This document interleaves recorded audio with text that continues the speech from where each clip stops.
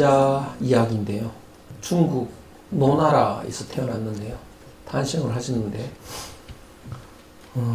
혈통은 동이족입니다. 우리 민족하고 같은 동이족입니다. 그 동이족이 살던 나라가 그 은나라 있었는데 그 은나라의 유족이 살던 나라가 송나라입니다. 그래서 공자의 5대조가 송나라에 살다가 노나라로 이주를 했습니다. 그래서 혈통은 동이족인데 국적은 노나라, 중국 그 당시 노나라 사람이죠. 그 굉장히 불행한 사람입니다. 공자만큼 불행한 사람도 참 드물 겁니다. 공자의 아버지가 거의 한 70세, 어머니가 16세, 좀 정상이 아니죠.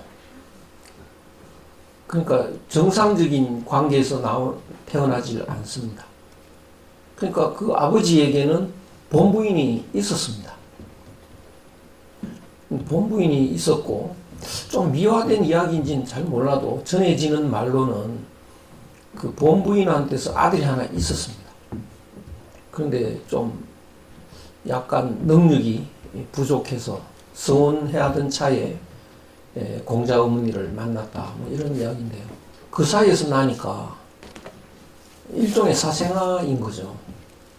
그래서 고향 사람들이 공자를 제대로 그 인정을 잘 않는 분위기였습니다. 그런데 어떤 연유인지는 몰라도 그 어머니가 엄청나게 인자하고 훌륭한 그런 어머니였던 것으로 보입니다. 맹자 어머니는 좀 과격한 듯 하긴 한데요. 그 공자 어머니는 굉장히 그 조용하고 또 잘 나서지도 않고 그 옛날도 그렇고 지금도 그런 것 같은데요. 훌륭한 어머니는 똑똑한 어머니가 아닌 듯합니다. 그 어머니가 참 똑똑하다고 하면 훌륭한 아이가 자녀가 훌륭해질 것 같은데 그 반대인 것 같아요. 훌륭한 그 어머니의 조건은 똑똑하기보다는 그 자녀들의 아픔을 함께하는 어머니, 자녀들이 아플 때 함께 울어주는 어머니, 그런 어머니, 성실하게 그래도 힘이 들 때는 뒤에서 기도하는 어머니, 그런 어머니가 큰 인물을 만드는 것 같습니다. 공자 어머니는 그 기도를 100일 기도를 했다는 기록이 있습니다. 그 이구산이라는 산에서 공자 임신을 한 뒤에 100일 동안 기도를 했다. 그 일본의 시라카와는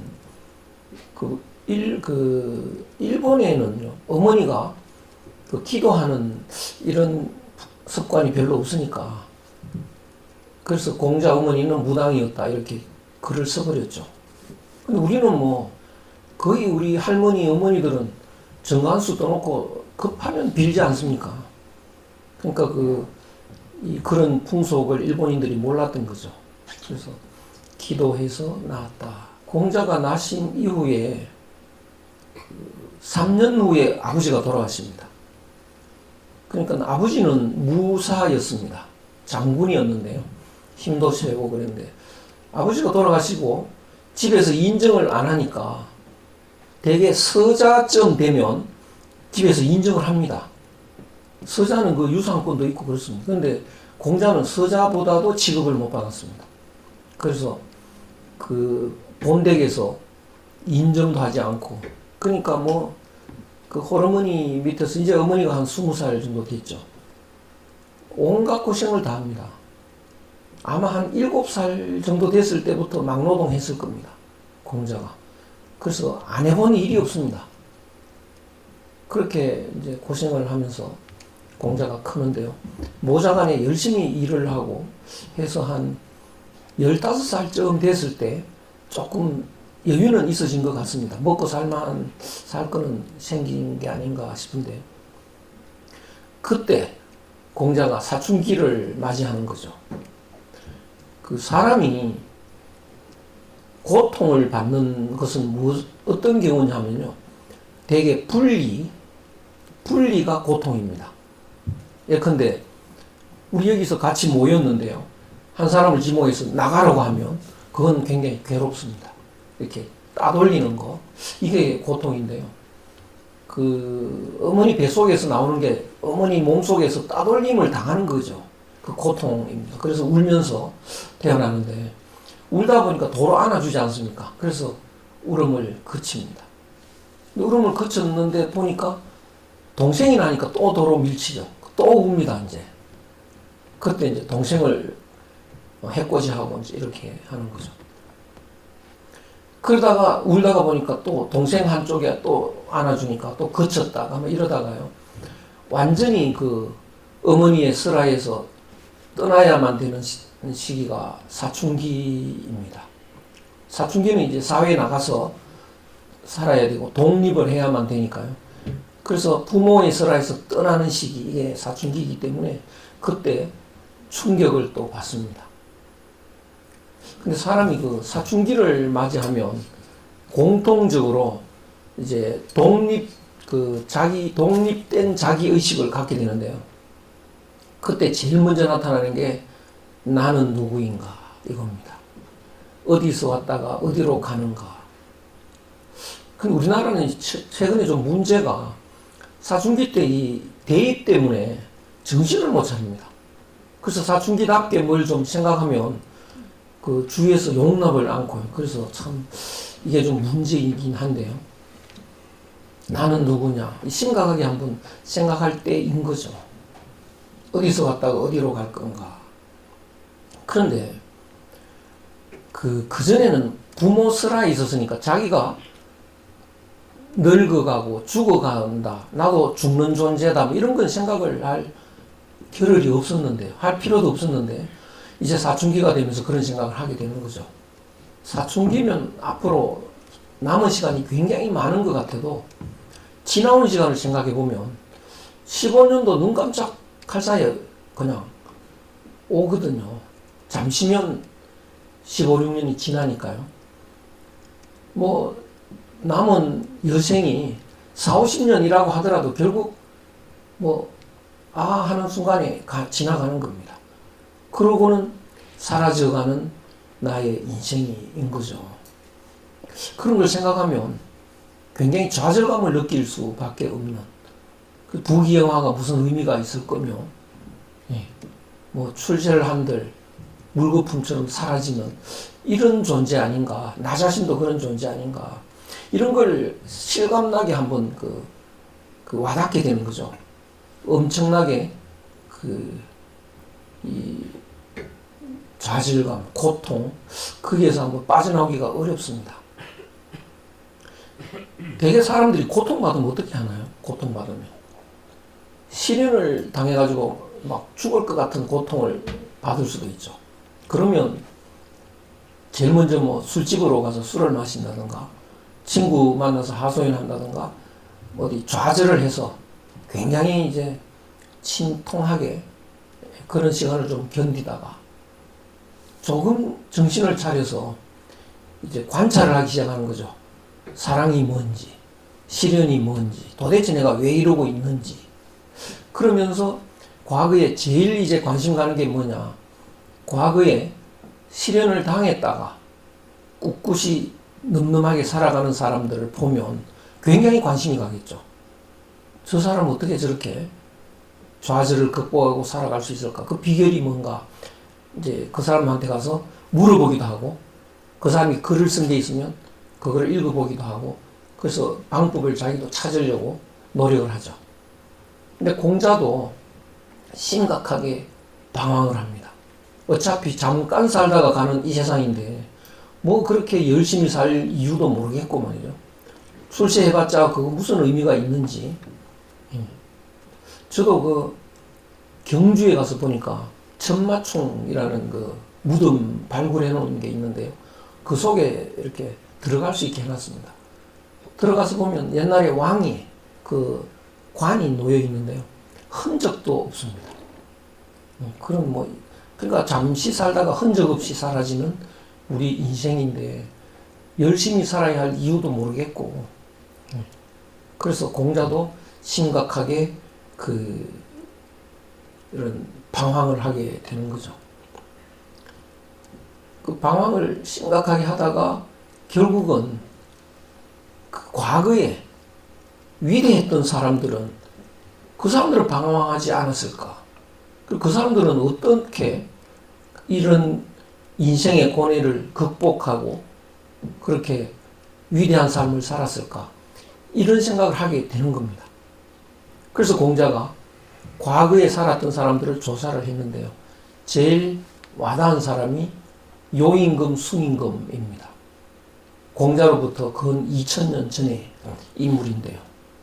그 요임금, 숭임금의 이 글을 읽어보니까 깜짝 놀랄 일이 있는데요. 우리는 지금 여기에 어떤 생각을 하십니까? 각자 언젠가는 죽겠지라는 생각을 하시나요? 안 하시나요? 언젠가는 죽을 것 같죠? 그러면 좀 허탈하지 않습니까? 열심히 살아봤자 어차피 물거품 같은 건데 뭐 대충 살다 말지 뭐 이렇게 진지하게 모여서 생각할 필요도 없죠. 막걸리나 술이나 먹는 게 낫지 차라리 뭐 어차피 물거품 이런 생각도 드는 겁니다. 근데 술만 먹어봐야 배만 부르고 그냥 우리 마약이나 하죠. 그렇죠. 어차피 물거품인데 뭐 하고 싶은 거 하다가 가는 거지 뭐 이 생각할 수도 있는 거죠. 근데 그 공자가 요순의 내용을 공부해 보니까 깜짝 놀란 게 뭐냐. 사람이 안 죽는다는 사실입니다. 놀랍지 않습니까? 안 죽는다는 사실이죠. 우리는 사람은 죽는다. 이거 진리처럼 막 배워왔지 않습니까? 잘못 배웠습니다. 사람은 안 죽는 거다. 굉장히 충격으로 받아들여지겠죠. 아니, 그런 세상이, 그런 게 있는 건지. 그래서 이제, 그렇다면, 지금까지 방황하고 고뇌하고 했던 것은 다 괜히 한 거죠. 잘 몰라서 한 거죠. 그럼 그 다음에 어떤 생각이 드나요? 나도 그런 거 알아야 되겠다. 이 생각이 드는 거죠. 그 아는 방법이 뭐냐? 요순의, 요임금, 숭임금의 사상을 공부하는 거다. 배우는 거죠. 그래서 공자가 15살에 이 뜻을 세웁니다. 나는 배우겠다. 세상에 이보다 더 즐거운 건 없다. 배움이라는 거, 학문이라고 하는 것이 진리를 얻는 그 방법이었습니다. 그러니까 부귀영화를 누리다가 물거품처럼 사라지는 인생하고 학문을 통해서 잘 배워서 죽지 않는 삶을 사는 거하고 어느 걸 택하는 게 낫나요? 후자가 낫죠. 그러니까 그 배움은 어떤 것하고도 바꿀 수가 없는 겁니다.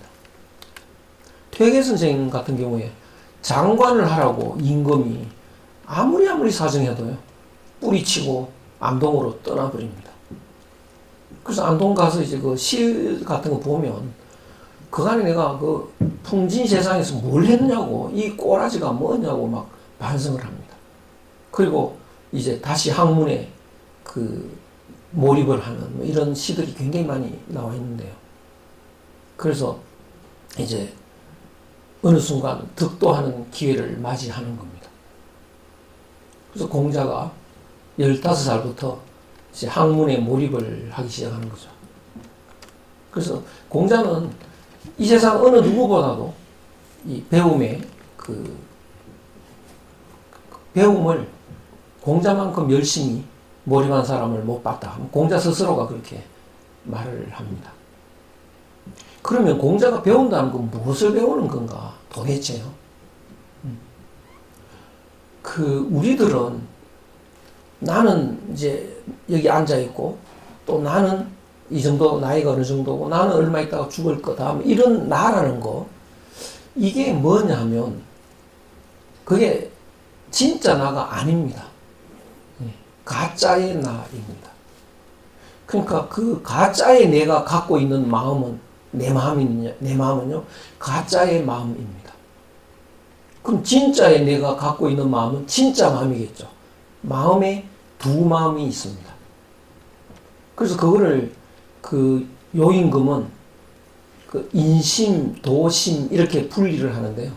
진짜 내 마음은 도심이고 가짜의 내 마음은 인심인데요. 오늘날 말로 하면 진짜 내 마음은 양심이고 가짜의 내 마음은 욕심입니다. 그러니까 오늘날 사람들은 대부분 다 지구상의 대부분 다 사람들이 욕심으로 살아갑니다. 그 욕심이 잘못된 가짜의 마음인데 우리는 그게 내 마음인 줄 알고 착각을 하고 있는 거죠. 그래서 그 마음으로 살아가는 나는 가짜의 나인 거죠. 살아도 사는 게 아닙니다. 가짜니까요. 그래서 그걸 빨리 깨닫는 거죠. 그래서 가짜의 나에서 진짜의 나로 돌아가는 거, 그 방법이 학문이라는 거죠. 그러니까 이 마음이 두 마음이 있는데 양심이라는 게 본심이거든요. 본심. 본래 마음이라고 하는 것은 내가 예컨대 이런 마음, 배고프면 먹고 싶다, 피곤하면 쉬고 싶다, 이런 마음이 있지 않습니까? 밤에는 자고 싶다. 이런 마음은 나만 그런 마음을 갖고 있느냐?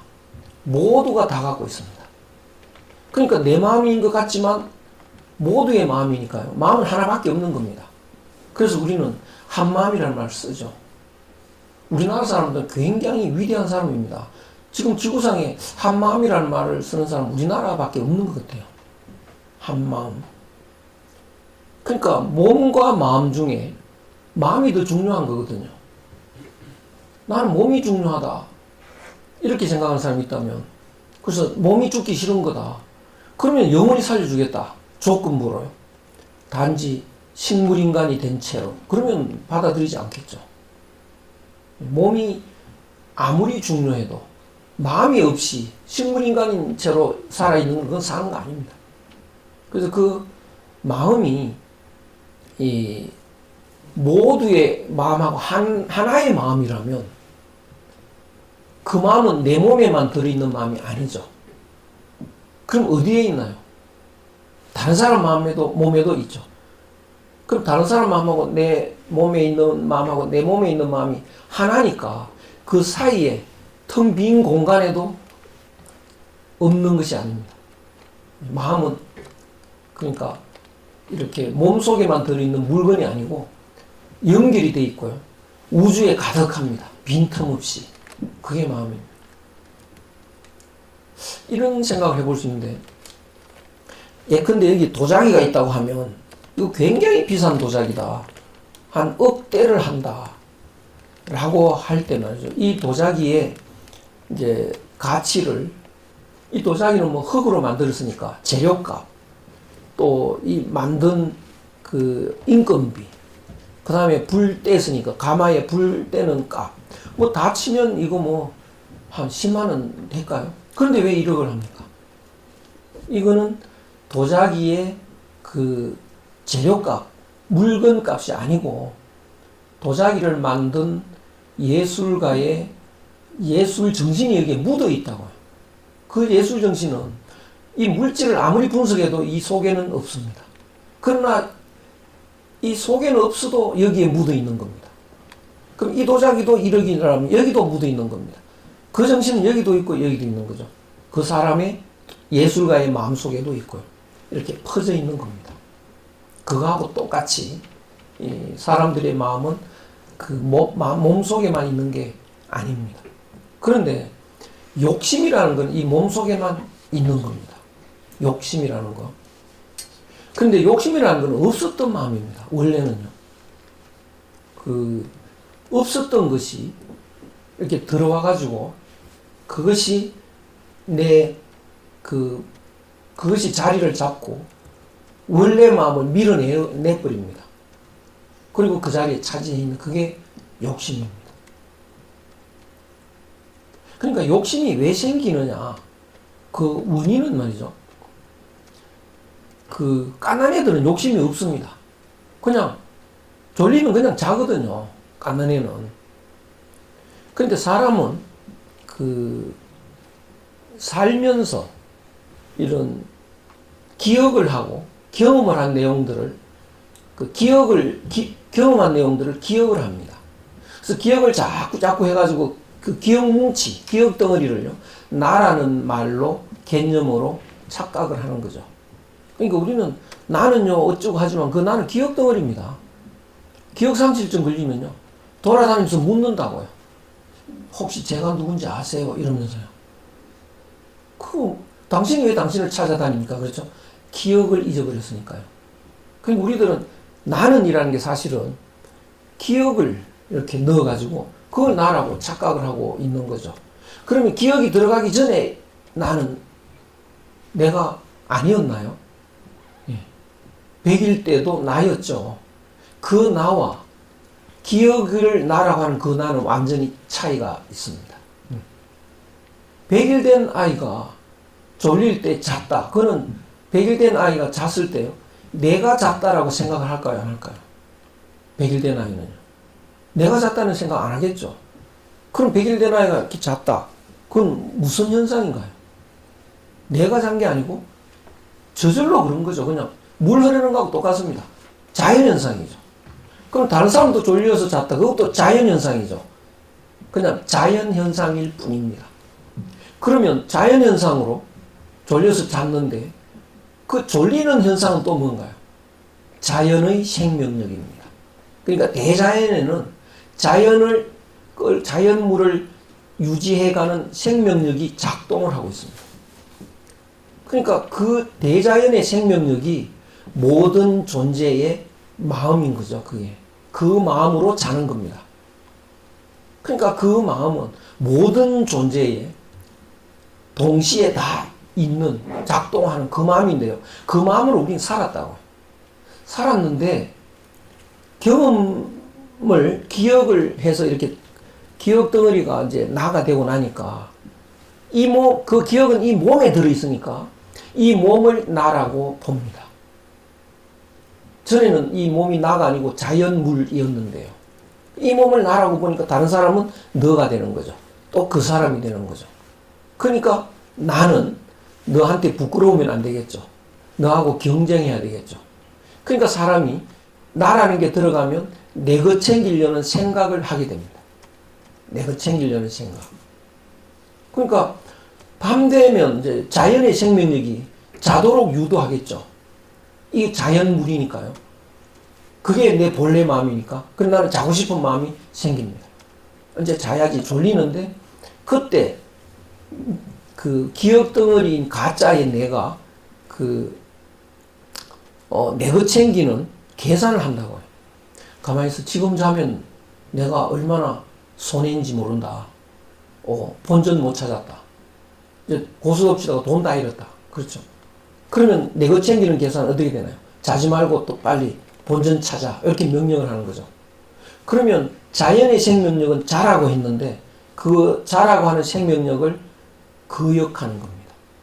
그 자연의 생명력을 공자의 철학에서는요, 하늘의 지시, 하늘의 명령으로 설명합니다. 그러니까 그 자연의 생명력이 하늘입니다. 하늘. 우주의 생명력이라고도 해도 되고요. 하늘의 명령입니다. 자라고 하는 것. 그런데 내 것 챙기는 계산하니까 안 자버리죠. 인간이. 그게 욕심입니다. 안 자고 버티는 거. 그러니까 자고 싶은 마음이 먼저 생겼죠. 자기 싫은 마음은 두 번째 생겼죠. 두 번째를 한자로 아라고 합니다. 아자가 두 번째라는 뜻입니다. 제일 더우면 열대지방인데 두 번째 더우면 아열대지방 그러죠. 그 두 번째인데 그 아에다가 마음심이 붙어버렸습니다. 그게 악입니다. 그렇죠. 그 욕심은 악인데요. 악. 그러니까 악은 간단합니다. 졸릴 때 안 자는 거 그거 악이죠. 피곤할 때 안 쉬는 거, 배고픈 데 안 먹는 거, 이게 다 악이 됩니다. 그러면 악은 뭐냐? 하늘의 뜻을 어기는 거라고요. 하늘의 뜻을 어기면 부모의 말을 안 들으면 어떻게 되나요? 회초리를 맞죠.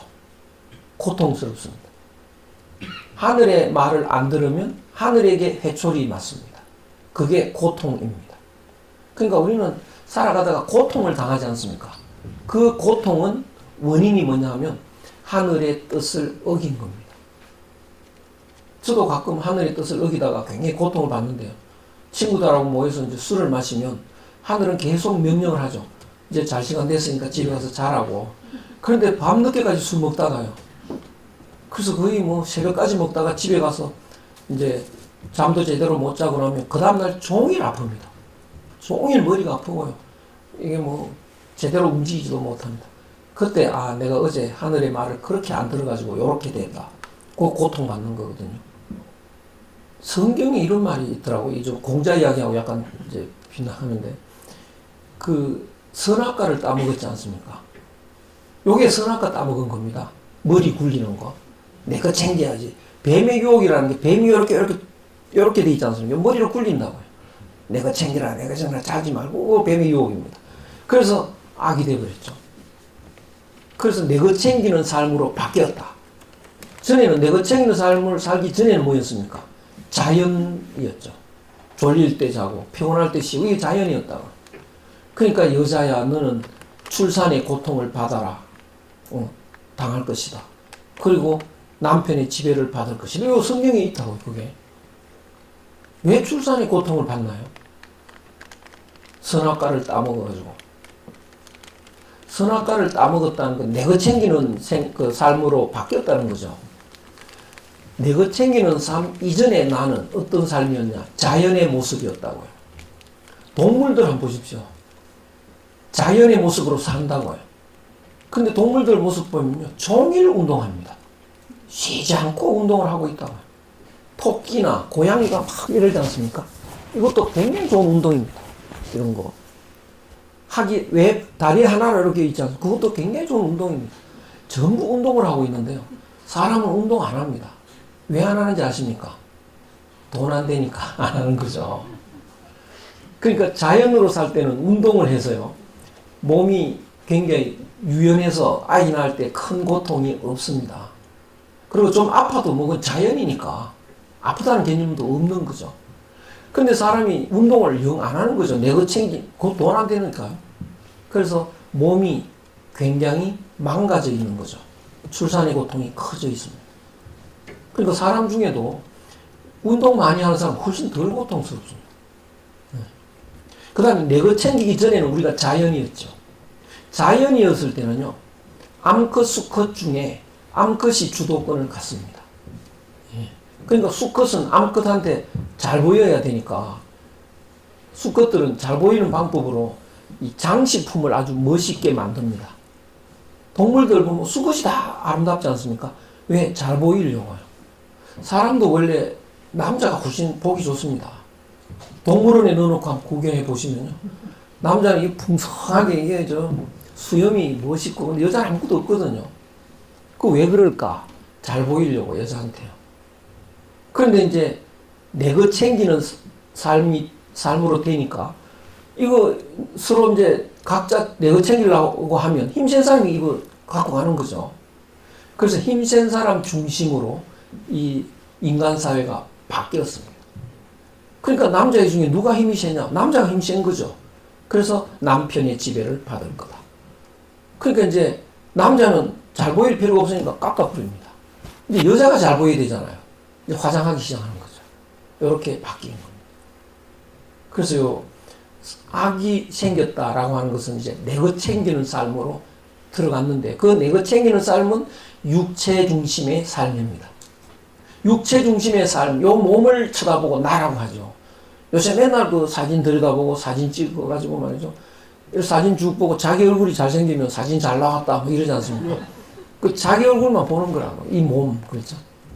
그래서 이 몸 중심으로 몸 챙기는 삶을 사는 건데요. 이 몸을 나라고 하는 건데요. 이 나는 늙고 죽습니다. 그런데 이것이 나 이전에 나라는 내가 챙기는 삶을 살기 이전에 나는 뭐였느냐? 100일 때의 나 같은 거. 나라는 개념 없이 살 때의 나. 그때 나는 자연물이었고요. 그때 그 마음은 하늘 마음이죠. 모두가 갖고 있는 하나의 마음이니까 한 마음이고요. 한 마음이니까 하나 마음이고 하나님 마음이죠. 하나님 마음이 내 마음입니다. 그 마음으로 살았습니다. 그러니까 이 몸이 나면 나는 죽는 거지만 하나님 마음이면 이 산천초목이 다 납니다. 그게 다 하느님 마음으로 움직이니까요. 그러니까 너와 나의 구별도 없다고요. 내 마음은 하느님 마음이다. 그럼 나는 영원히 있는 거죠. 영원히. 또 공자 이야기인데 예수 이야기하고 겹치는데요. 예수가 일찍이 아버지 아브라함 시대에 나를 사랑해 주시는 그 마음으로 뭐 이렇게 기도를 했다고요.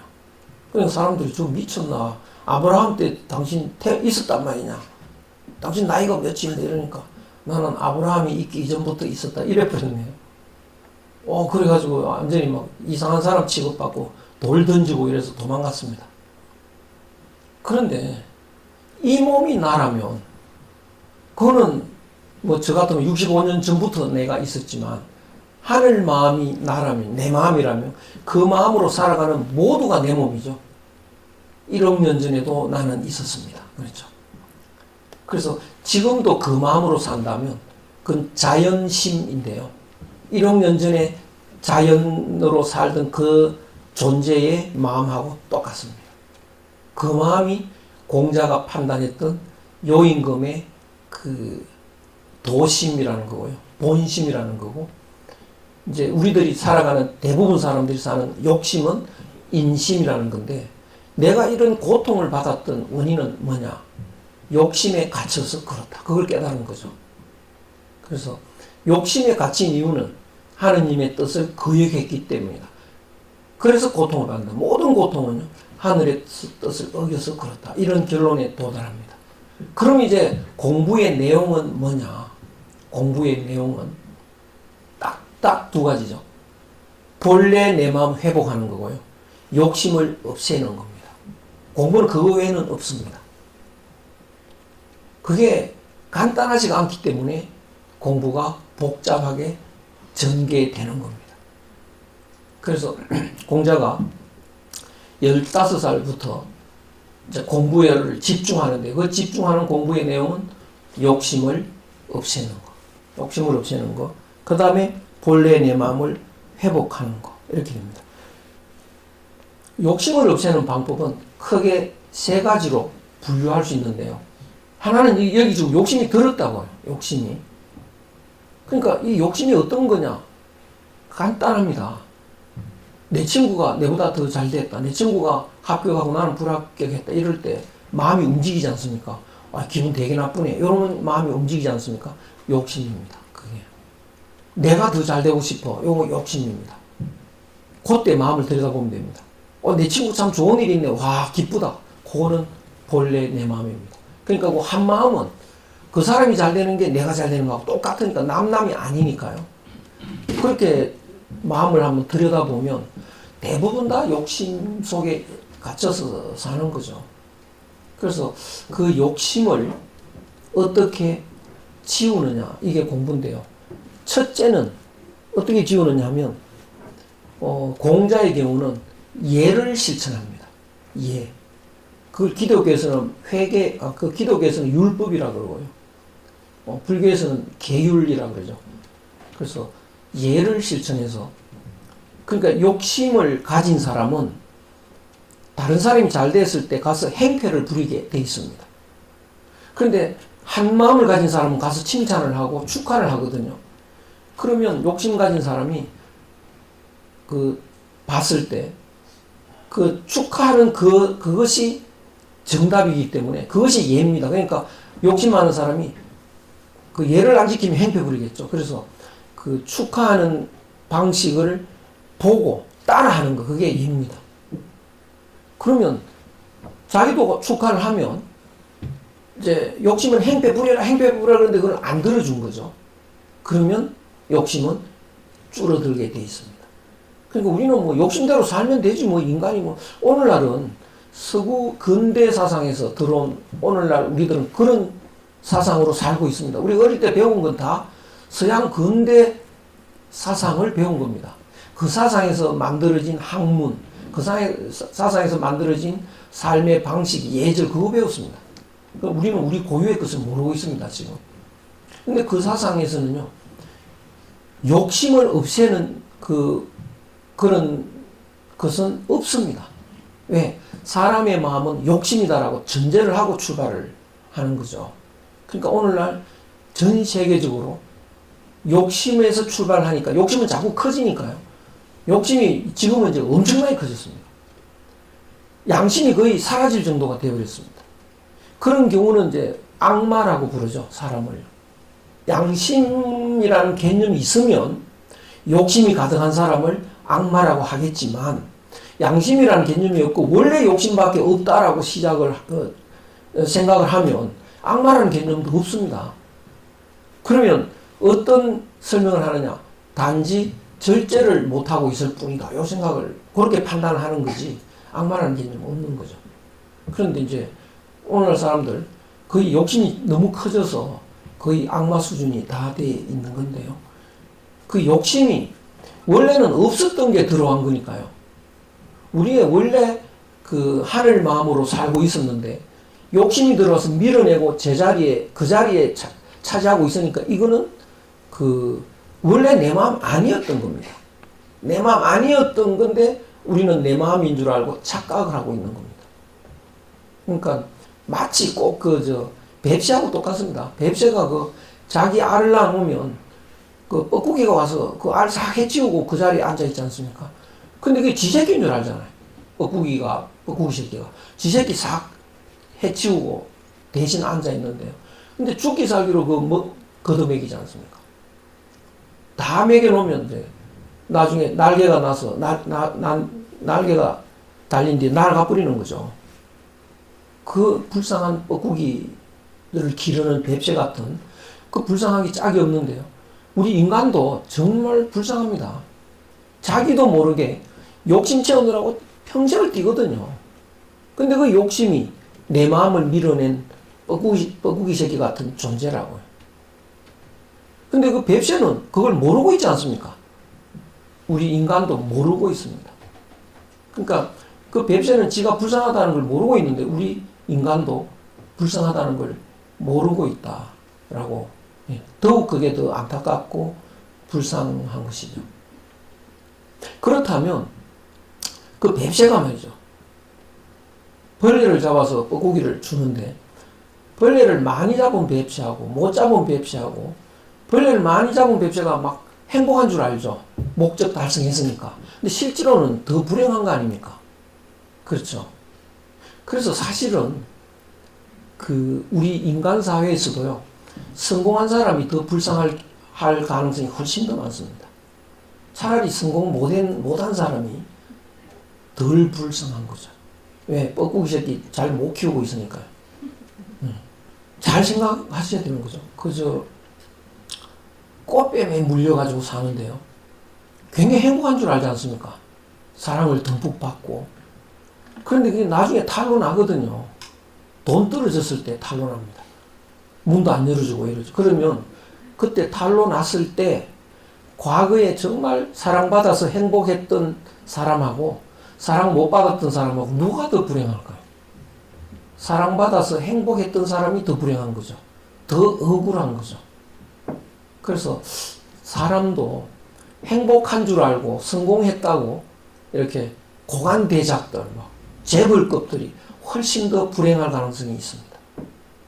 그 예수도 그러지 않습니까? 그 부자가 천국 가는 건 낙타가 바늘길을 통과하기처럼 어렵다. 왜 그러냐?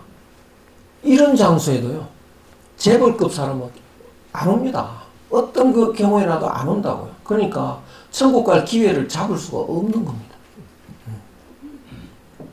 그러면 재벌급이 얼마나 불행한지 딱 결론이 나오지 않습니까? 그리고 고관대작 안 오죠. 박사들도 잘 안 옵니다. 박사들. 그래서 박사들도 굉장히 불행한 사람들로 보이는데요. 그래서 어쨌든 이 세속적으로 부러워하는 그 대상들이 사실은 불쌍할 수 있다. 제대로 알고 보면 진짜 행복은 뭐냐? 뻐꾸기 새끼 없애버리는 거, 그게 제일 행복이죠. 내 욕심 없애버리는 게 제일 행복이죠. 그래서 열심히 공자는 예법을 공부하고 지켰습니다. 그 다음에 또 하나는 그 뱀의 유혹을 뿌리치는 거, 이게 중요한 건데요. 하늘이 명령을 할 때, 야 이제 자라고 명령을 할 때 그때 잔머리 굴리는 거, 이걸 안 하는 노력을 하면 됩니다. 그때 내 본전 찾아야지, 요 생각 때문에 악이 나오니까, 욕심이 나오니까요. 그 생각을 좀 안 하면 좋겠다. 졸리면 그냥 자면 되는데 왜 그런 생각을 해가지고 자꾸 사람이 욕심을 만들어내는지. 그래서 그 생각 안 하는 방법을 굉장히 많은 연구를 해놨습니다. 그거를 뭉뚱그려서 요새 말로 하면 명상이라는 말로 표현하기도 하는데요. 명상. 그래서 그 마음을 가다듬어서 잡념을 지우는 노력을 합니다. 그런 훈련을 합니다. 그 잡념을 지우려고 가만히 앉아서 아무 잡념이 일어나지 않는 마음을 유지하려고 이렇게 하다가 보면 잡념이 더 일어난다고요. 그래서 이제 하나만 생각하자, 뭐 이런 방법도 있습니다. 하나만 생각하자. 이게 그 공자의 경입니다. 이게 경은 우리나라 퇴계 선생이 가장 집대성을 한 내용인데 공자에서 출발을 하죠. 그래서 마음을 경건한 상태로 유지하는 건데요. 어떻게 유지하느냐? 한 가지만 집중을 하는 이런 방법들. 그래서 엄청나게 많은 방법이 있고요. 그 다음에 또 한 가지는 그 경전 공부를 많이 하는 겁니다. 우리는 책을 읽는데 그 몇 권을 읽었느냐? 뭐 한국 사람은 책 안 읽는다. 뭐 성인들이 1년에 한 권도 평균치는 안 읽는다. 저는 그거 안 읽는 게 나은 것 같습니다. 예. 왜냐하면요, 시중에 나와 있는 책 90%는요, 뻐꾸기 새끼 키우는 내용들입니다. 안 읽는 게 낫죠. 그렇죠. 어떻게 하면 성공하는 몇 가지 방법, 다 그런 이야기니까 차라리 안 읽는 게 훨씬 순박하다. 그래서 그 다른 나라 사람보다는 한국 사람이 아직도 좀 덜 타락한 것 같고요. 그렇죠. 마음이 아직도 좀 따뜻하고 뭐 이래서 그래서 많이 읽는 건 중요하지 않고 어떤 책을 읽느냐 그게 중요합니다. 어떤 책을 읽느냐. 그래서 고전인데요. 경자 붙은 책들이 주로 좋습니다. 뭐 사서삼경도 그렇고요. 불경도 그렇고 성경도 그렇고요. 이게 다 마음 공부에 관계되는 그런 책들이죠. 그래서 그 내용들을 이제 많이 공부할 필요가 있는 겁니다. 그래서 어떻게 하면 이 머리를 그 자꾸 굴리게 되는 이걸 정지할 수 있을까? 그 방법들 여기서 다 설명드릴 시간은 없는데 하여간 그런 내용들을 집중해서 개발해 놓았습니다. 그러면 그 욕심이 아예 생기질 않는 거죠. 그래서 하늘이 자라 그러면 그냥 자는 이런 이제 그런 사람으로 이제 바뀌는 거죠. 그것이 공자가 30살쯤 되니까 어느 정도 됐다는 겁니다. 그래서 30살 되니까 이제 예를 잘 지키게 됐다. 예를. 전에는 예를 지키기가 굉장히 어렵습니다. 왜냐하면 욕심은 자꾸 예를 지키지 말라고 자꾸 그러거든요. 근데 억지로 지키니까 막 갈등이 생기는데요. 30살쯤 돼갖고는 이제 어려움 없이 예를 지키는 그 정도까지 마음이 순화가 됐다. 이렇게 이제 공자가 설명하고 있죠. 그러면서 공부를 계속 집중해 가는데요. 그러면서 이제 제자를 좀 받아들이는 것 같습니다. 공자가 그 과정에 또 불행한 것은 뭐 그 어머니 때문에 어머니의 사랑으로 그 불행을 견디고 왔는데요. 주위에서도 무시당하죠. 사생아 취급받죠. 가난하다고 또 무시당하죠. 이런데 그 어머니 사랑으로 그걸 다 견뎠는데 어머니가 공자 24살 때인가 돌아가십니다. 엄청 슬픈 일이죠. 그 와중에 그렇죠. 그리고 난 뒤에 공무원이 잠깐 되기도 합니다. 그래서 공무원이 돼가지고 몇 년간 공무원 생활 하다가 그것도 다 뿌리치고 방황을 하고 이런 과정 속에서 이제 계속 그 학문은 혼자서 정진을 해서 30살쯤에 이제 그 예도 어느 정도 실천할 수 있는 상당한 이제 그 다듬어진 방황을 이제 안 해도 되는 그런 수준까지 갔는데요. 그러면 이제 어떤 일이 일어나느냐 하면 그 마음을 이 욕심을 버리고 본래 마음을 회복하는 방법이 있는데요. 그 방법 중에 우리도 지금 본래 마음이 뭔지 이렇게 잘 몰라도 상당한 부분은 알고 있습니다. 이미 우리도요. 예컨대 저는 아직 영어를 못하는데요. 불행하게도. 너 영어 할 줄 아느냐? 그러면 못한다고 말합니다. 그런데도 상당한 영어를 알고 있다고요. 뭐 I am a boy 이런 것도 알고 꽤 압니다. 저도. 그런데 왜 못한다고 말을 하느냐? 단어를 꽤 알아도 귀가 안 뚫려 있습니다. 귀가. 그러니까 모른다고 말할 수밖에 없죠. 그러니까 우리도 하느님 지시를 명령을 상당히 압니다. 왜 이렇게 졸리까? 이거 하느님의 명령 아닙니까? 잘하는 명령 아닙니까? 그 느낌으로 알 수 있다고요. 왜 이렇게 배가 고프지? 하느님이 밥 먹어라 그 소리죠. 그것도 우리는 알고 있습니다. 왜 이렇게 피곤하지? 하늘이 쉬어라는 그 소리죠. 그것도 알고 있습니다. 근데 왜 이렇게 담배가 한 대 피고 싶지? 그 하늘이 담배 피라는 그 소리인가? 그거 아니거든요. 근데 그런 경우에 이제 헷갈립니다. 이게 하늘이 피우라고 하는 건지 피우지 말라고 하는 건지, 이거 술 한잔 먹고 싶으면 하늘이 먹으라고 하는지 먹지 말라고 하는 건지. 그러니까 우리는 이거는 분명히 하느님의 뜻 맞는데 이거는 긴지 아닌지 잘 모르는 거죠. 이 하늘이 또 밥을 배고프면 밥 먹으라고 그러는데 배가 적당히 불러지면 그만 먹으라고 하는데요. 또 계속 먹으면 이것도 하늘의 뜻을 어기는 겁니다. 그러니까 밥 먹는 게 다 하늘의 뜻만은 아니라고요. 알맞게 먹고 그만둘 수 있어야 되는데 그래서 헷갈리는 게 꽤 많습니다. 그러니까 이거는 하늘의 뜻 맞아. 이런 거는 제가 영어 단어 몇 개 아는 정도죠. 나머지는 굉장히 헷갈리고 있는 거죠. 그래서 하느님이 명령을 하는데요. 그게 귀가 안 뚫립니다. 그런데 이제 계속 정진을 하다 보면 하느님의 소리를 많이 알게 됩니다. 점점 더 많이 알게 되죠. 그래서 욕심이 적어지는 만큼 하늘의 소리가 들리기 시작합니다. 하늘의 소리가 들리면 그 기독교에서는 하느님은 전지전능하시다 그러지 않습니까? 하늘의 소리가 좀 들려오기 시작하면요. 능력이 엄청나게 커집니다. 사람이. 능력이 커지면 어떤 일이 일어나느냐. 이제 다른 사람보다 월등히 능력을 이렇게 뭐가 통찰력도 생기고요. 판단 능력도 뛰어나고 이렇게 되니까 이제 남아있는 욕심 덩어리가 집착을 부리기 시작합니다. 욕심이라는 것은 꼭 악교같이 끈적끈적합니다. 시원하게 이렇게 나가주질 않습니다. 우리가 어떤 일이 일어난 뒤에 뭔가 끈적끈적한 게 붙어 있지 않습니까? 자꾸 마음에 걸리고 말이죠. 그건 다 욕심에서 오는 겁니다. 그게 뭔가 시원시원한 건 욕심이 아닙니다. 그래서 욕심은 그렇게 악교처럼 끈적끈적 붙어 있는데 이게 내가 능력이 좀 생기면요. 내한테 유혹을 이제 시작을 합니다. 너 그 능력을 가지고 크게 욕심 한번 채워보지 그래? 이렇게 욕심을 유혹을 한다고요. 그래서 그 능력을 도로 욕심 채우는 쪽으로 그걸 썩버리죠. 그러면 어떻게 되느냐? 굉장한 문제를 일으키게 됩니다. 그래서 우리 사회에 사이비 종교가들이 문제 일으키는 경우 많지 않습니까? 교주들, 유병언 같은 사람. 그 사람들이 굉장히 문제가 많았지만 초기에는요, 상당한 능력을 가졌던 사람입니다. 하늘의 소리가 상당히 들리니까요. 그 능력을 사람들한테 감동시키고, 다른 사람 문제 있으면 해결하고 이랬다고요. 그러니까 사람들이 몰려오니까 그때 이 남아있는 욕심이 작동을 하는 거죠.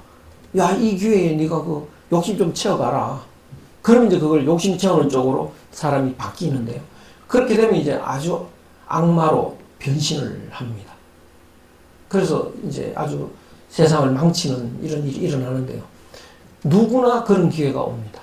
그러니까 누구나 이렇게 학문을 하거나 믿음을 갖거나 무슨 참선을 하거나 해서 하늘의 소리가 들리는 자연의 생명력이 충만해지기 시작할 때 심한 유혹을 한번 받죠. 그 유혹에서 벗어나면 이제 제 길로 가는 거고요. 그 유혹에서 또 유혹에 휘말리면 이제 아주 악마로 빠지는 이렇게 됩니다. 그 성경에도 예수한테 유혹을 합니다. 돌을 빵으로 만들 수도 있는데 이런 식으로 유혹을 하기도 하고요. 넘어가면 이제 악마가 되는 거죠. 그래서 공자가 마흔에 그 유혹에서 벗어났다. 이런 실토를 합니다. 마흔이에요. 그러면 이제는 이 잘못될 일이 없이 이제 계속 정진을 하는 거죠. 그래서 그 욕심이 자꾸 더 없어져 가서 욕심과 본심의 그 양이 이렇게 팽팽한데요.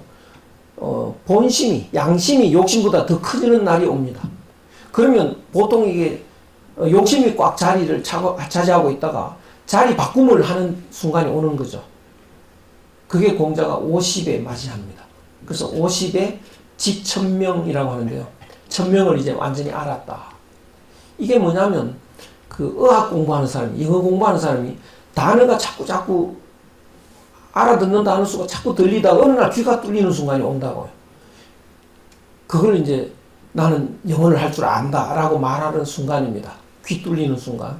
그것처럼 하늘의 말씀이 자꾸 많이 들리다가 이제 반을 넘어가는 순간 나는 하늘의 뜻을 알았다 라고 말을 할 수 있습니다. 그게 공자가 50에 지천명이라고 합니다. 나는 천명을 알았다 이제. 천명을 알게 되면 이제는 그 사람이 바뀌는 겁니다. 그전에는 그 자기 육체 안에 갇혀 있었던 공자였습니다. 왜?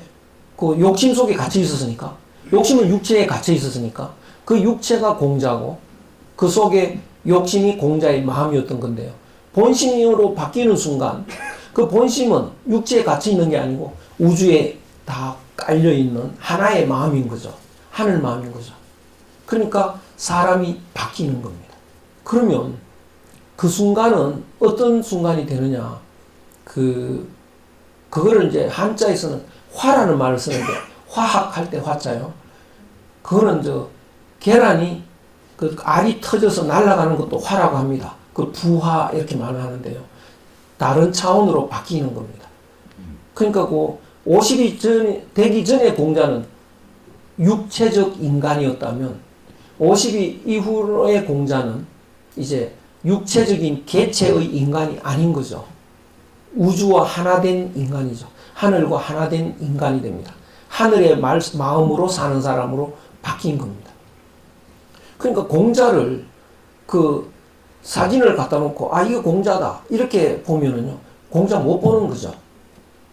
그러면 하늘 같은 자연과 동화된 공자라면 구름을 보고 흘러가는 구름을 보고 그것도 공자의 모습이고요. 저 산의 모습을 보고도 공자의 모습이고 그런 겁니다. 그러니까 공자가 어느 날 제자한테 나를 아는 사람이 없다라고 말을 합니다. 아니 제가 널 옆에서 아는데 왜 모른다고 하십니까? 하늘만이 나를 알아. 이렇게 사람들이 나를 몰라. 왜? 그 육체적인 공자를 공자로 보기 때문에 그렇습니다. 이미 이 몸 속에 있는 내가 아닌 그 나를 초월해버린 거니까요. 그러면 이제 이 몸은 그 어린애 때 몸처럼 자연물로 돌아가는 거죠. 자연물로 돌아가면 산천초목이 다 자연물이니까요. 다 하나로 바뀌어버립니다. 이거를 물아일체라고 하고 만물과 내가 일체가 되었다. 이렇게요. 그걸 또 만물일체라고도 합니다. 만물이 한 몸이다. 이런 말을 쓰기도 합니다. 그리고 맹자에는 여천지 동류, 천지와 함께 흘러간다. 함께 움직인다. 이런 말을 쓰기도 하는 거죠. 그 순간이 득도하는 순간입니다. 그래서 이 몸이 계란 속에 갇혀 있는 것 같은 그런 상태라면 깨고 이제 날아나가는 몸 밖으로 이걸 해방이라고도 하겠죠. 불교에서는 해탈이라고도 합니다. 몸을 벗어나서 탈피해가는. 그렇다고 해서 그 몸이 없는 건 아닙니다. 그러나 몸속에 갇혀 있지는 않은. 그래서 몸 밖과 안이 내외가 하나로 혼연일체가 되는 그 순간입니다. 그런데 공자가 그 순간이 되었는데도 학문에 또 연말을 하는데요. 왜 연말을 하느냐? 우리가 귀가 뚫렸다고 해서 영어를 다 아는 거 아닙니다. 귀가 뚫리는데 저는 이제 일본서 공부를 했으니까요. 그걸 아는데 어느 날 그 귀가 뚫리더라고요. 그때 일어 공부를 제일 많이 했습니다. 왜냐? 귀가 뚫리는 순간에 이제 테레비를 봐도 모르는 단어가 왜 그렇게 많이 나오는지 모르는 단어가요. 그러니까 사전이 새까맣도록 막 찾고 다니는 거죠. 그래서 모르는 단어 계속 찾느라고 저녁 때 되면 완전히 만신창이 됩니다. 이게 귀를 너무 곤두세워가지고 완전히 지쳐버리는 거죠. 그래서 열심히 그때 이제 공부를 많이, 그래서 계속 단어를 공부해가는. 그래서 공자가 그렇게, 그건 뭐냐, 모르는 단어라는 건 뭐냐 하면요. 아까 말씀드린 대로 담배가 한 대 피고 싶은데 이게 화면에서 소리일까 아닐까 이런 게 헷갈리는 게 자꾸 나오는 거죠. 욕심에서 나오는 소리가 있습니다. 그것이 하늘의 소리하고 다른지 같은지 그걸 분간이 안 가니까요. 그런 것에 대해서 자꾸 더 파고 들어가는 겁니다. 그러니까 이거는 하늘의 소리가 아니야. 그러면 그 소리가 나오는 욕심 덩어리 지워야 되겠죠. 또 하늘의 소리가 아닌 게 또 나왔다. 그럼 그것도 지워가는 겁니다. 그래서 하늘 명령이 아닌 명령, 욕심의 명령을 받아들이지 않는 그 행동이 그 욕심을 지워가는 그 공부가 되는 거죠. 그래서 10년을 더 공부해서 60이 되니까 귀가 순하다 이런 말을 합니다. 그것은 그 외국어 공부하는 사람이 이제 단어 공부를 왕창 하고 나니까 그게 외국어로 들리지도 않는 꼭 한국말인지 이게 외국말인지 귀를 곤두세울 일이 없는 그런 상태를 말합니다. 그것을 이순이라는 말로 쓰는데요. 귀이자 순할 순자, 귀가 순해졌다 이렇게 말합니다. 뭐 거의 다 하늘의 소리만 들리고 있으니까요. 그러니까 하늘처럼 이제 그 움직임 자체가 거의 하늘인 거죠. 그렇게 되면 다른 사람의 말을 들어도 귀를 곤두세울 일이 없습니다. 전에는 내가 내 욕심 속에 있을 때는 다른 사람의 욕심하고 내 욕심은 완전히 다르니까 그 사람이 무슨 소리를 하는지 귀를 곤두세워야 됩니다. 무슨 꿍꿍이 속으로 저런 말을 할까? 그걸 헤아리려고 굉장히 귀를 곤두세우는데요. 내가 하늘 마음으로 바뀌는 순간에는 그 사람 하늘 마음이 내 마음이죠. 그 사람 속에 내가 들어있습니다. 그럼 그 사람 한마디만 저거 욕심에서 나왔다. 저거는 본심 맞네. 바로 아는 거죠. 그래서 저 사람이 무슨 꿍꿍이다 그런 귀를 곤두세울 일이 없습니다. 그래서 하늘 마음이 천명을 듣는데 귀가 순해지면 다른 사람 말을 들어도 귀가 순해집니다. 우리는 그 엄마들이 자기 아이가 말할 때는 금방 알아듣지 않습니까? 요놈이 또 거짓말하는구나, 요놈이 욕심 부리는구나. 다른 사람 말은 못 알아들어도 아이 말은 잘 알아듣거든요. 그건 어째서 그럴까요? 적어도 자기 아이한테만은 하늘 마음이 나와서 그렇습니다. 그러니까 하늘 마음이 나오면 상대방 말을 금방 알아듣습니다. 이게 공자가 60의 이순이다 이렇게 했는데요. 이제 60의 이순이 된 뒤에도 욕심이 제로는 아니었습니다. 그래서 그래도 계속 공부를 해야 되는데 욕심 지우는 노력을 해야 되는데요. 우리는 우리는 참 자유롭게 산다고 하지만 사실 자유롭게 살고 있지 않습니다. 첫째는 뭐가 자유롭게 살고 있지 않느냐 하면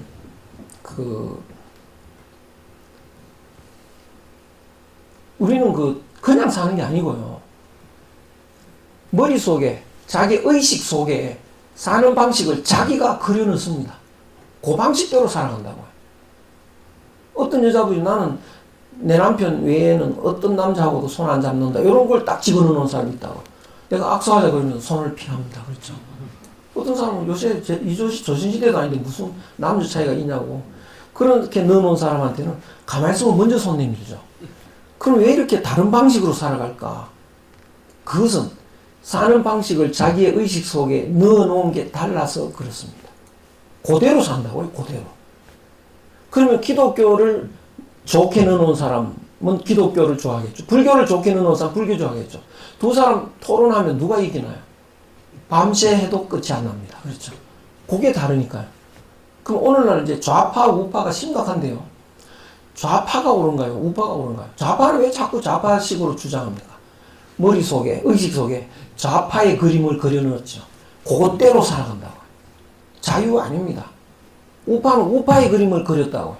또 그것대로 살아갑니다. 자기의 의식 속에 넣어놓은 그림의 노예처럼 살아갑니다. 그걸 우상이라고 하는 거죠.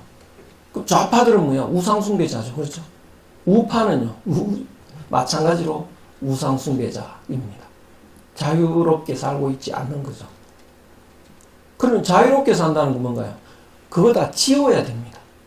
그거 다 지울 때 바로 보인다고요. 그러니까 우리는 그 자기의 그 삶의 방식을 그거를 색안경처럼 이해하시면 됩니다. 그 의식을 갖고 사람을 보니까, 모든 걸 보니까 색안경을 통해서 보는 거라고. 제대로 볼 리가 없습니다. 그리고 오늘날 좌파도 틀렸고, 우파도 틀렸고, 다 색안경이다. 이렇게 이해하실 수 있습니다. 그걸 일단 걷어내야 됩니다. 그게 아무것도 없을 때, 백일된 아이의 투명한 그 의식세계가 백일된 아이처럼 깨끗해졌을 때, 이제 제대로 보이는 거죠.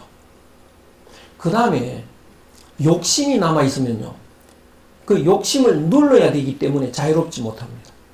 마음대로 못합니다. 우리 마음대로 사는 것 같지만 못 살죠. 은행 가서 이렇게 보면 이제 그 돈다발이 이렇게 지나가지 않습니까? 이렇게 그거 집어넣었으면 이런 싶어도 못 집어넣죠. 집어넣으면 잡혀가니까요. 그러니까 다 참고 사는 거죠. 그거 하면 안 돼 이러면서 사는 거라고요. 그러니까 하고 싶은 대로 못 하는 거죠. 오늘 하루 뭘 해도 좋다. 하느님이 허락했다. 법도 허락했다 그러면 이렇게 앉아 계시지 않겠죠. 막 그냥 자루를 큰 걸 하나 준비해가지고 은행으로 뛰어가거나 뭘 해도 괜찮으니까요. 그런데 우리는 그런 걸 할 수가 없는 거죠. 자유롭지는 않습니다. 그런데 공자가 70이 되니까요. 욕심 제로가 되어버립니다. 욕심 제로면 참을 게 없습니다. 하고 싶은 대로 하면 됩니다. 그래서 공자가 내가 70이 되니까 마음이 내키는 대로 해도 되더라. 괜찮더라. 이런 이야기를 합니다. 마음 내키는 대로. 100일 된 애는 마음 내키는 대로 하지 않습니까? 그래도 괜찮아요. 그럼 100일 된 애는 마음 내키는 대로 하는데 왜 그 돈다발 같은 걸 왜 안 주워가냐고. 그렇죠. 주술 생각을 안 하냐고요. 주술 마음이 없습니다. 아예. 그러면 빵집에 빵은 입에 넣거든요. 그거 죄도 되질 않습니다. 그러니까 그게 자연일 뿐이지 욕심이 없으니까 그 행동이 다 자연이죠. 그러니까 공자가 70이 되었을 때는 내키는 대로 살아도 아무런 걸림이 없습니다. 완전 자유라는 거죠. 우리는 하고 싶어도 참아야 되지 뭐. 그럼 공자가 은행에 갔는데 돈다발이 지나간다. 가지고 싶은 생각이 아예 없습니다. 그러니까 참을 것도 없는 거죠. 우리는 이제 2달 지나면 이제 지금 또 쓸쓸해지는데요. 제일 쓸쓸한 사람이 이제 29살 된 분. 이제 한 학년 올라가지 않습니까? 그렇죠. 39살 되신 분. 9살 되신 분들이 더 충격이 있는데요. 그러나 그거는 먹기 싫어도 먹어야 되지 않습니까? 어쩔 수 없이. 하기 싫어도 해야 되는 건데. 근데 공자는 그런 경우에 어떻게 될까? 1살 더 먹기 싫은 마음이 아예 없습니다. 그 다음에 우리는 이제 죽기 싫어도 죽어야 되는 거죠. 제일 가기 싫은 데가 저승길 아닙니까? 그래도 갈 수밖에 없는. 근데 공자의 경우는 가기 싫은 생각이 아예 없습니다. 그러니까 기분대로 사는 거죠. 완전 자유이죠. 그러면 우리는 죽기 싫다는 그 자체가 뭐냐?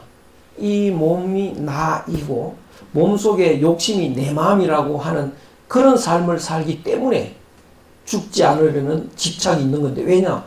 그 몸도 사라지고 그 마음도 사라지는 겁니다. 그러니까 사라지는 삶을 살고 있는 거죠. 그러니까 빨리 우리의 삶의 내용을 바꿔야 된다. 어떻게? 그 욕심을 제거하고요. 본래 내 마음을 회복해야 되는, 이게 가장 이제 시급한 일인데요. 본래 내 마음을 회복하면 이제 어떻게 바뀌느냐. 이 몸이 내 몸이 아니고 모두가 다 내 몸이 됩니다. 산천조목이 다 내 몸입니다. 그 중에 하나가 이 몸인 거죠. 그러니까 예컨대 내가 운전기사인데 내가 내 자동차가 수백 대 있다. 이런 경우하고 똑같은 거죠. 그럼 수백 대 그 자동차 중에 하나가 낡았다. 그러면 그 폐차를 기분 좋게 하겠죠. 요거는 이제 폐차할 때가 됐다. 폐차장. 그러니까 이 몸이 그 중에 이제 폐차할 때가 됐다. 그러면 아주 기분 좋게 폐차장으로 보내는 뭐 이런 게 가능한 이야기입니다. 그리고 이 죽는다는 것이요. 죽는다는 것이 이렇게 이해할 수 있는데, 물이 있고 그 호수에 바위가 떠 있지 않습니까? 둥둥둥 떠 있죠. 바위가 아니고 좀 얼음이 떠 있지 않습니까? 그 얼음이 눈에 보이는 형태만 고집하면, 나는 이렇게 생겨먹은 덩어리다. 그러면 너가 없어지는 게 굉장히 슬픈 일이 되는 거죠. 내 존재가 없어지는 거니까요. 근데 얼음 덩어리가 이렇게 생긴 모양이 자기 모습이 아니고 자기 본래 모습은 물 아닙니까? 그렇죠. 그거를 모르는 얼음은 녹기 싫은 겁니다. 근데 그걸 아는 얼음은 녹는 게 싫지가 않습니다. 왜? 얼음이 녹는 것이 없어지는 게 아니고 본래 자기 모습으로 되돌아가는 거잖아요. 본래 모습으로. 원래 그 물이 이렇게 잠깐 얼었는 거 아닙니까? 그러니까 본래 모습으로 가는 건 좋은 거죠.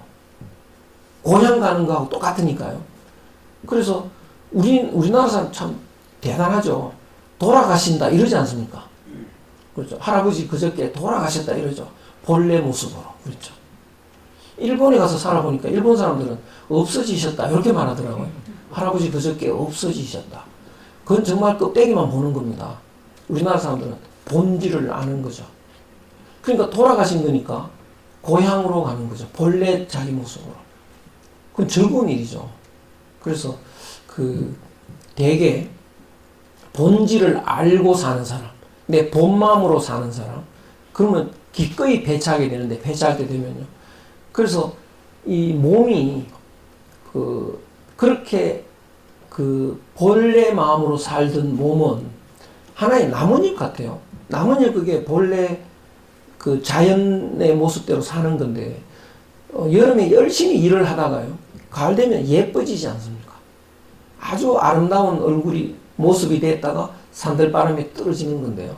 사람도 이렇게 착실히 잘 살고 욕심대로 안 살면 얼굴은 점점 더 예뻐집니다. 그래서 죽기 전에는 아주 천사 얼굴처럼 바뀝니다. 그리고는 이제 숨 넘어가는데요. 숨 넘어가는 게 죽는 게 아닌 거죠. 그 몸을 폐차하는 겁니다. 그러니까 모두가 다 자기 몸이니까요. 즐겁게 폐차하는 거죠. 그래서 이런 삶이 되는 건데, 그것을 공자는 요임금, 순임금의 그 사상을 통해서, 그것을 배움을 통해서 터득한 내용입니다. 그러면 그 이상 행복이 없는 건데요. 이 세상에 그보다 더 행복한 일은 없는데, 그걸로 끝났다 싶어지만 새로운 고통이 생깁니다. 무슨 새로운 고통이 생길까? 전에는 자기 몸이 자기인 줄 알았는데, 이제 모두 자기니까 다른 사람이 괴로워하면 그 자기가 괴로운 겁니다. 그러니까 이 세상 사람들은 다 가짜의 자기에서 못 벗어나고, 안 죽으려고 안달을 하고, 슬픈 불행한 뱁새 같은 그런 삶을 살고 있으니까 그게 모두 공자의 고통으로 이제 다가오는 거죠. 그러면 이대로 있을 수는 없다. 다른 사람을 깨우칠 수밖에 없다. 그래서 깨우치는 방법이 뭐냐? 공자는 자기가 학문을 통해서 터득했으니까 깨우치는 방법은 학문으로 인도하는 거죠. 그것이 가르침이라는 겁니다. 그래서 공자의 평생 사업은 학불념 교불건, 배우기를 싫어하지 않았고 가르치기를 게을리하지 않았다. 이게 공자 평생 사업입니다. 그래서 끊임없이 가르쳤는데요. 그 전에도 학교가 있었습니다. 학교가 있었는데 공자가 말하는 그런 가르침을 가르치지 않았습니다. 그럼 뭘 가르쳤느냐? 뻐꾸기 새끼한테 벌레를 어떻게 하면 많이 잡아줄까? 이런 가르치는 거죠. 오늘날 학교에서 가르치는 게 대부분 그런 겁니다. 대부분요.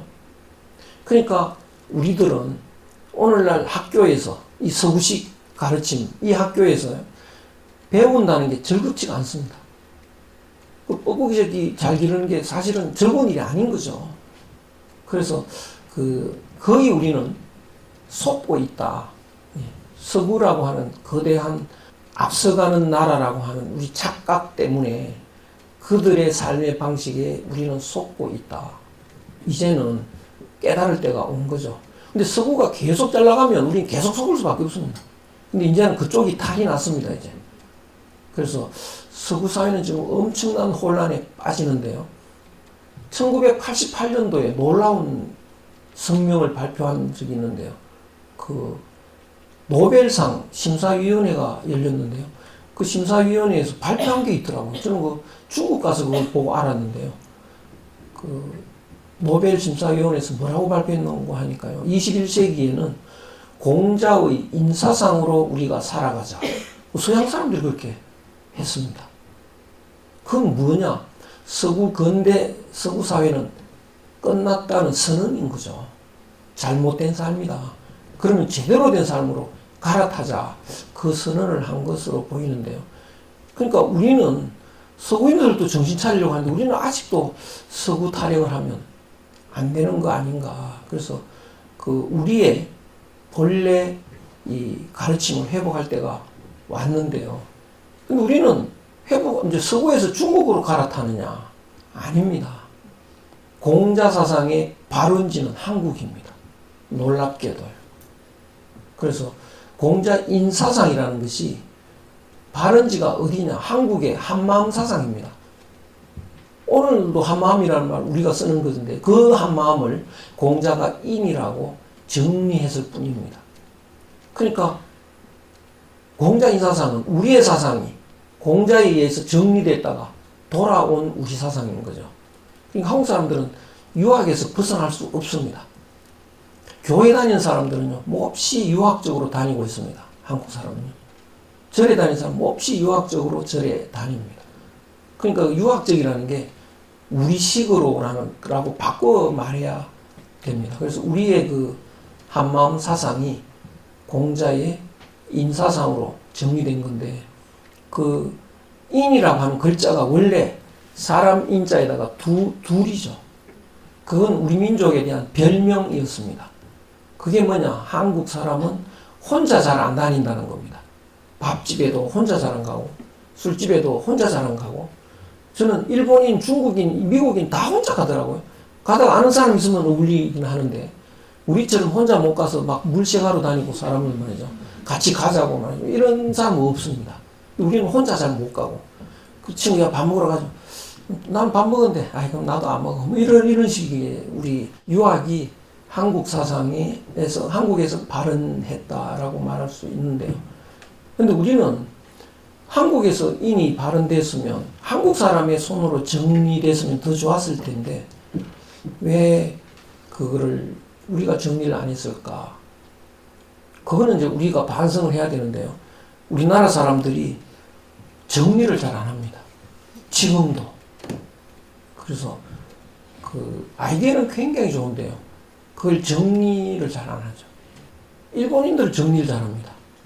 뭐 집에 들어가더라도 신을 나갈 때 신도록 딱 이렇게 정리해놓고 들어간다고. 우리는 그냥 여기 벗어놓고 저기 막 이렇게 들어갑니다. 그건 뭐 여러 가지 풍토, 환경의 차이도 있고, 그 사람들은 여차하면 신고 뛰어야 되니까 갑자기 흔들리고 하면 신고 뛰어야 되지 않습니까? 우리는 그럴 일이 없으니까 뭐 그런 환경에서도 오는 원인이기도 하지만, 그 정리를 잘 안 해서 오늘날 왜 노벨상이 이렇게 한국에서 안 나오느냐? 그 정리 잘 안 하는 것 때문입니다.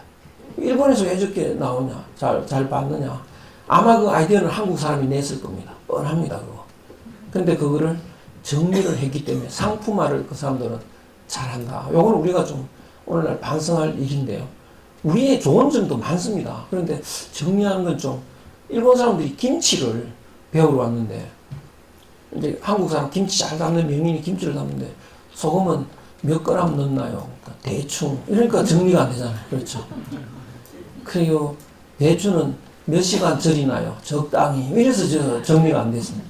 그래가지고 결국 일본에서는 김치, 기무치, 뭐 이래가지고 정리를 해놨다고. 그래서 뭐 배추의 수분은 얼마짜리 배추를 소금 얼마, 또 몇 시간 절인다 이러니까 언제나 똑같아요, 맛이.